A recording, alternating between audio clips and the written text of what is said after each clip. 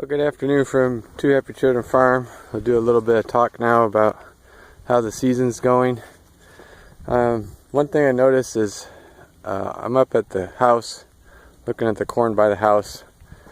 I don't know about your operation, but it always seems like the corn by the house is the corn that looks the best.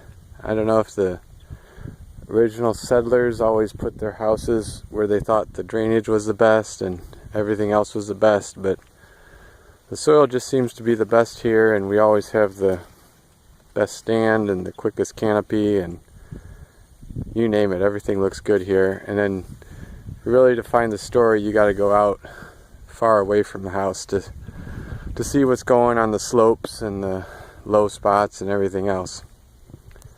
So this is kind of my favorite time of the corn growing season. We're just now reaching knee high and a little bit better. The corn is really getting its legs under it and going green and growing rapidly. We've had 11 inches of rain in the month of April, so that means we've had 12 inches for the whole season. So starting about 4 collar, we've been getting a lot of rain, 8 inches in the first round and another 3 to 4 a week or so later. So it's been plenty wet, and when the corn was small like that, it was having trouble dealing with all that water because the nodal roots had just started coming out. So we went through some yellow corn for a while as it started to get its feet under it, but right now with highs in the mid 80s, it's really perking along, and if we get another 3 or 4 inches of rain next week, it won't be nearly the problem as it was the first time around.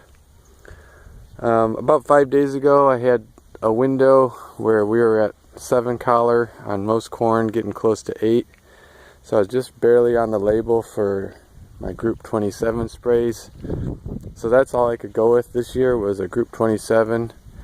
And on my headlands, I also threw in a Group 14, which is a residual for grasses. The Group 27 isn't great on grasses, but you'll see it's bleached this one up a little bit, and the smaller ones are bleached. I had some 6-inch tall broadleaves, pigweed as well, and sunflower, mare's tail. So the best I'm hoping for out of that spray pass was to get some suppression. Here's my vining weed. Get it suppressed and hopefully get crop canopy up and over it and keep that weed unhealthy the rest of the season. I don't know if it'll kill some of them, but it's not as good as it should have been. Like I said, at B3 we were super dry, and I didn't want to run the risk of not having anything flushed, so it was kind of a waste. So I waited, and then we turned off super wet. But this crop looks like it's doing well. One of the faults of the way I no-till anyways is I think it's coming down to getting the seed into the moisture depth. So I have side hills over there that had dried, I think, quicker, and I wasn't getting the seed down deep enough. And then I have wet spots where I have 99% perfection. And of course here by the house things are pretty good.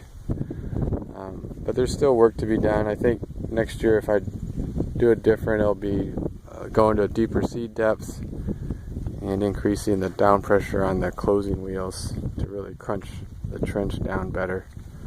But my planter is an integral planter, so it's light by design, and that's probably what's having the biggest deal, is holding that thing in the right depth and getting it into the ground.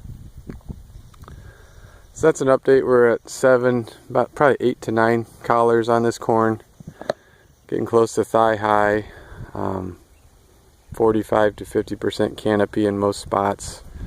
Some of my lower yielding spots are in the 35% range, but I'm happy with the uniformity in those spots as well. So overall we're shaping up good, and get an inch of rain every week for the next 10 weeks or so, and we should be in good shape. So thanks for watching.